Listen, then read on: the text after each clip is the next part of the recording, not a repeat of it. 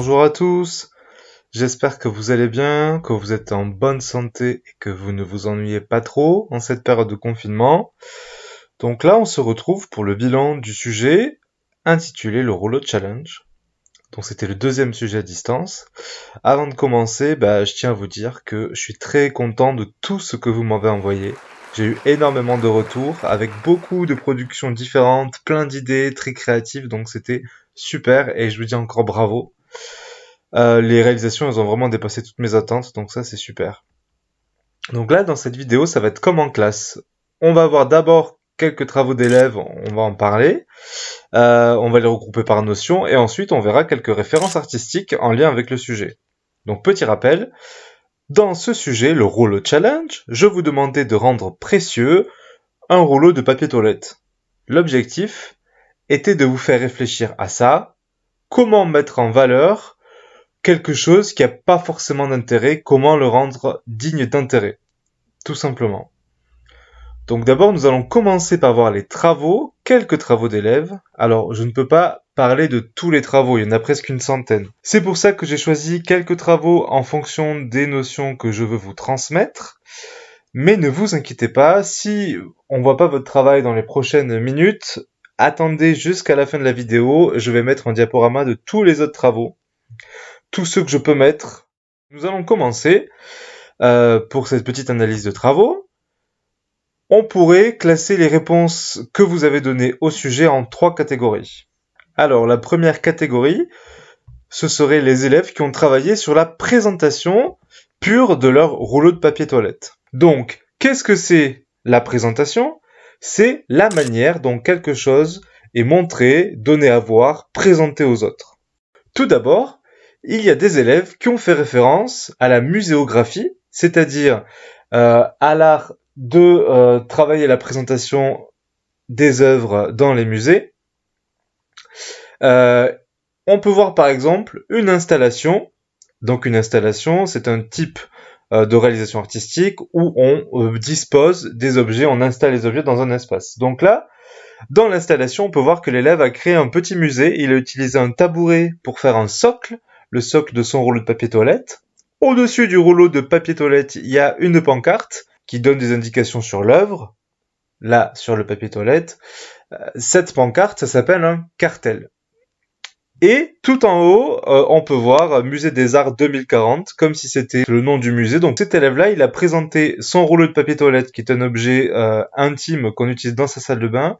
Il a présenté comme si c'était un objet dans un musée. En général, dans les musées, c'est les objets d'art ou les objets intéressants pour l'histoire. Et l'image juste à côté, on peut voir la même chose, sauf que là, l'élève, il n'a pas fait une installation, il a fait un photomontage, et il a collé une image de rouleau de papier toilette sur un socle à la place d'une œuvre d'art dans un musée. Ensuite, dans la présentation, il y a d'autres idées qui ont été trouvées, c'est de faire référence aux présentations habituellement réservées aux supermarchés, en utilisant, par exemple, comme ici vous voyez, des banderoles publicitaires, des pancartes publicitaires. On peut voir aussi le prix dans l'image en bas à droite.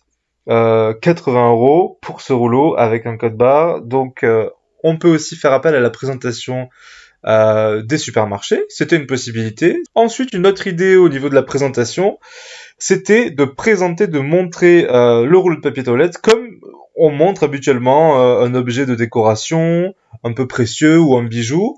Par exemple, derrière une vitrine. Donc là, on voit que ce rouleau de papier toilette, il est dans une vitrine. On voit le reflet de la vitre au premier plan. Ou alors, ici on peut voir que le rouleau est présenté comme on présente un bijou par exemple dans un magasin de luxe, sur un beau coussin en velours rouge avec des petites pierres précieuses autour. Donc ça change complètement de l'endroit où habituellement on met son papier toilette, hein, par terre dans la salle de bain ou dans un placard, voilà. Et enfin, au niveau de la présentation, il y a d'autres élèves qui ont eu l'idée de réaliser une petite installation avec des jouets, une carte. Donc là, on voit le rouleau de papier toilette qui est disposé sur une carte du monde avec des personnages autour. Les personnages, les jouets, ils sont petits. Du coup, par rapport à ces personnages de petite taille, le rouleau de papier toilette paraît plus grand. Il y a un changement d'échelle, c'est-à-dire que comparé aux personnages, à la taille des personnages, le rouleau de papier toilette paraît beaucoup plus grand, donc il est plus important dans cette image-là. Une deuxième façon de répondre à ce sujet parmi les différentes réponses que vous avez données, c'était, par exemple, d'utiliser des symboles. Alors, qu'est-ce que c'est un symbole ? Ça, je pense que vous connaissez ce terme. Un symbole, c'est un élément qui évoque une idée, tout simplement. Par exemple, euh, l'image du cœur, le symbole du cœur, ça évoque l'amour. Voilà, par exemple. Donc, les élèves ici, ils ont utilisé deux types de symboles bien distincts. Déjà des symboles qui faisaient référence à la royauté. Donc, ils ont transformé le rouleau de papier toilette en roi ou reine. Ils l'ont personnifié, c'est-à-dire comme si c'était une personne, comme si c'était un être humain. Et on peut voir, par exemple, qu'il y a des élèves qui lui ont donné les attributs qu'on donne habituellement au roi dans les portraits. Des attributs qui sont la couronne, on peut voir aussi un trône, un sceptre. Il y a un élève qui a joué un peu sur les mots et qui a mis le rouleau de papier toilette sur les toilettes qu'on appelle aussi le trône. Donc voilà, c'était une petite touche humoristique. Donc ça, ce sont des symboles qui évoquent la royauté, donc le pouvoir, la richesse, et c'était une possibilité pour rendre ce rouleau de papier toilette important. Autre type de symboles qui ont été utilisés, ceux qui font plutôt référence à des symboles divins, par exemple un élève a mis des ailes et une auréole qui évoquent plutôt des anges, par exemple. Donc on retrouve souvent la représentation des anges avec des ailes et des auréoles. Et une autre élève qui a utilisé euh, un aura de lumière. Un aura, c'est une grande forme créée par une intense lumière. Et là, elle utilise l'aura de lumière pour montrer que son rouleau de papier toilette est important. Ça, c'est aussi des choses qui sont beaucoup utilisées.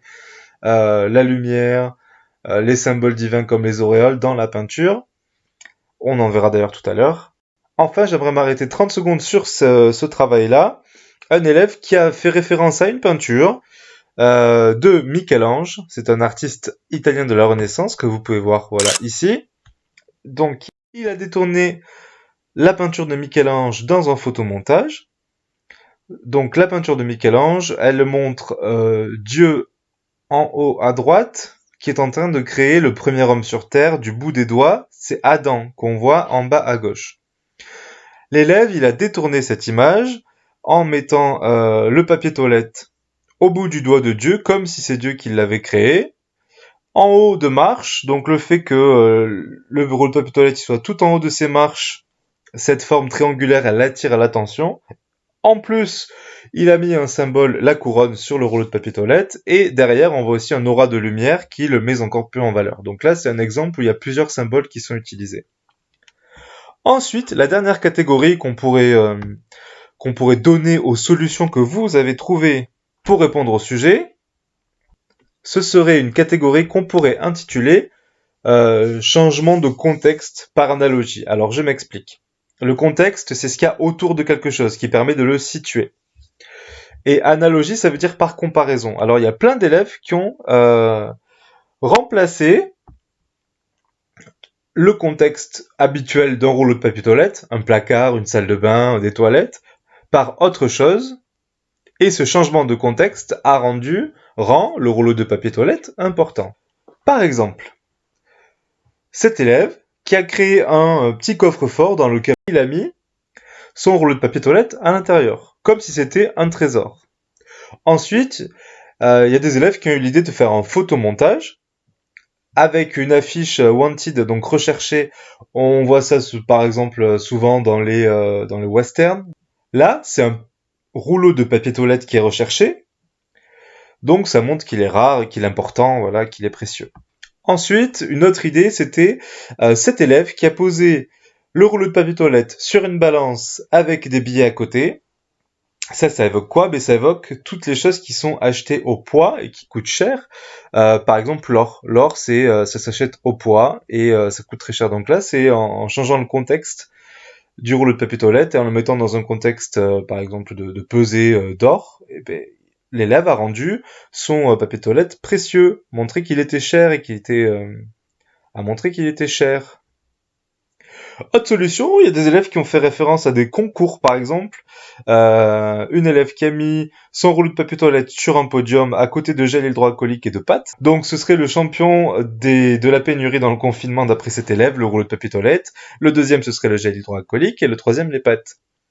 Ensuite, il y a une élève qui a eu l'idée, toujours dans cette idée de concours, de créer un mini concours de Miss PQ. Donc là, le papier toilette, c'est quelque chose de tellement important qu'on fait des concours de Miss avec.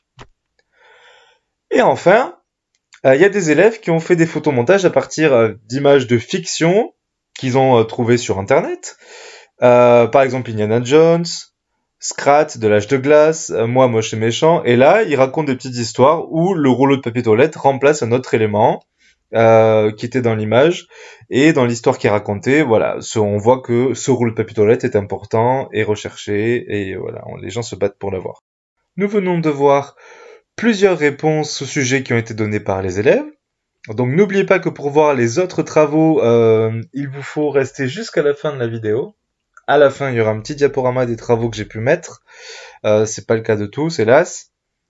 À présent, nous allons passer à la deuxième partie de cette vidéo. Comme en classe, on va voir quelques références artistiques en lien avec le sujet. Alors vous allez voir, des fois ce lien, il est très éloigné, vous allez comprendre. D'ailleurs, la première œuvre est une peinture d'un artiste italien qui s'appelle Cimabue. Cette peinture s'intitule Vierge en majesté et prophète. Donc, c'est une peinture religieuse de la religion catholique. Au centre, il y a la Vierge Marie, avec Jésus, son enfant, sur ses genoux, et puis tout autour des anges. Donc, ce qui va nous intéresser ici, il n'y a pas de papier toilette, vous le voyez, hein, c'est le Moyen-Âge. C'est comment la Vierge Marie, elle a été mise en valeur. Comment on voit que c'est elle qui est hyper importante, qui est la plus importante. Plusieurs éléments. D'abord, ce qui saute aux yeux, c'est qu'elle est beaucoup plus grande que les autres. Alors, son fils, on comprend qu'il soit beaucoup plus petit qu'elle, mais les anges, qui sont censés être des adultes, devraient avoir sa taille. Or, elle est beaucoup plus grande qu'eux. Donc ça, c'est voulu au Moyen-Âge. Dans les peintures, les personnages les plus importants, dans les peintures religieuses, ils sont plus grands de taille pour qu'on les voit, tout simplement. Donc il y a un changement d'échelle, comme on avait vu tout à l'heure avec un travail d'élève. Ici, on voit aussi un changement d'échelle. La Vierge Marie est beaucoup plus grande que les autres. Ça la met en valeur. Ensuite, on peut voir derrière elle une auréole. Chaque personnage d'ailleurs a une auréole. La sienne est beaucoup plus grande que les autres. Cette auréole, c'est le symbole dans les peintures religieuses de la sainteté. Donc tous les gens qui ont ce cercle doré soit derrière la tête, soit plus tard à la Renaissance ce sera plutôt un cercle sur la tête, ça montre que ce sont des personnes saintes par rapport à la religion catholique. Donc ça montre aussi leur importance à ce niveau-là. Et enfin, le troisième élément, c'est les auréoles sont comme ça d'ailleurs, mais le fond aussi. Le fond est recouvert de feuilles d'or. Donc là, on voit pas tout à fait, mais en réalité, ça brille. Hein, c'est de l'or, des feuilles très très fines qui sont collées. C'est à la fois, évidemment, c'est de l'or, donc c'est symbole de préciosité. Ça rend cette peinture encore plus précieuse. Et en plus, ça reflète la lumière. Ça brille l'or. Donc la lumière, dans la peinture religieuse, ça évoque la divinité. La lumière, c'est Dieu, c'est le ciel. Donc ça montre aussi l'importance de la Vierge et des personnages qui sont à côté, qui ont un rapport avec le ciel, avec le divin. Donc ça, c'était la première œuvre. Maintenant, on va faire un voyage dans le temps de quelques siècles. On va aller au tout début du XVIIIe siècle avec cette œuvre qui s'intitule Portrait de Louis XIV en costume de sacre et qui a été peinte par l'artiste français Hyacinthe Rigaud. Donc je pense que vous comprenez le lien avec le travail, même s'il n'y a pas du tout de papier toilette, évidemment non plus dans cette peinture-là. On a parlé tout à l'heure d'élèves qui ont utilisé des symboles de royauté. Louis XIV est présenté ici comme l'image qu'il a laissée dans l'histoire, c'est-à-dire le monarque absolu par excellence. Donc là, on voit Louis XIV avec le costume dans lequel habituellement les rois sont sacrés, c'est-à-dire qu'on leur donne leur fonction. On peut voir les attributs royaux, donc la fleur de lys, ce motif-là qui est le symbole de la royauté en France depuis très longtemps. Le sceptre, symbole de pouvoir. L'épée, qui montre le côté guerrier du roi, le trône en arrière-plan, la couronne qui est posée à côté de lui. Donc tous ces symboles montrent son importance, montrent que c'est le roi. Et en plus, ce qui le met en valeur, c'est tout ce décor somptueux avec du marbre, avec derrière un rideau rouge en satin, des tapis de velours, etc., des matériaux très riches. Donc à la fois avec les symboles, on voit son pouvoir, et à la fois avec la qualité des matériaux, la brillance, on voit vraiment tout ça, la fourrure de sa cape en hermine, on voit sa richesse tout simplement. Donc on voit là qu'il est important. À présent, nous allons voir la troisième et dernière œuvre, et nous allons encore voyager dans le temps pour aller au XXe siècle cette fois-ci. Et vous allez voir, c'est un tout autre registre que les deux œuvres précédentes que nous venons de voir. Il s'agit d'une œuvre, et certains la connaissent parmi vous, qui s'intitule Fontaine. Elle a été réalisée par l'artiste français Marcel Duchamp. Alors, déjà, je pense que vous le voyez, il s'agit d'un objet tout fait. C'est pas l'artiste qui l'a fabriqué, c'est un urinoir. Les urinoirs, vous en avez déjà vu évidemment, j'imagine. C'est des choses qui sont accrochées au mur, dans les toilettes publiques par exemple. Et là, il a décidé de le considérer comme une œuvre, d'en faire une œuvre d'art, en le retournant, en le présentant sur un socle comme une statue et en signant, comme un artiste signerait une peinture, une sculpture, même une photographie aujourd'hui. Qu'est-ce qu'il nous dit Marcel Duchamp avec cette œuvre ? C'est une révolution pour l'époque, hein. C'est le premier qui a vraiment prôné cette idée-là, c'est que l'artiste, pour lui, c'est pas forcément celui qui a un savoir-faire extraordinaire et qui va fabriquer l'œuvre, mais être artiste, ça peut être simplement choisir quelque chose, décider, montrer une idée. Donc, il est plus de l'ordre du concept, c'est-à-dire de l'idée. Et là, dans cette œuvre, le concept de Marcel Duchamp, son idée, c'est que tout peut être art. Il suffit de vouloir. Et le geste, ici le geste de choisir un urinoir dans un magasin, de le signer et de le poser sur un socle, ça suffit comme geste artistique pour Marcel Duchamp. Il faut savoir que Marcel Duchamp, il a créé ce qu'on appelle les ready-made, ça veut dire tout fait en anglais. C'est une révolution. C'est la première fois que un artiste crée une œuvre qui n'a pas été faite par lui entièrement. Et aujourd'hui, maintenant, on peut voir dans des installations des artistes qui choisissent des objets dans les magasins et qui les installent. Maintenant, c'est tout à fait courant, mais à l'époque, c'était une révolution. Nous avons vu ces trois œuvres, nous avons vu trois manières différentes de mettre en valeur une personne ou un objet. Tout ça, on le retrouve en lien avec vos travaux, évidemment. J'espère que cette vidéo vous a plu. Prenez bien soin de vous, surtout. On se retrouve bientôt. N'oubliez pas que juste après, il va y avoir un petit diaporama des travaux d'élèves qui ont été envoyés pour le Rollo Challenge. Et puis, je vous encourage à toujours rester créatif en attendant le prochain sujet. À très bientôt.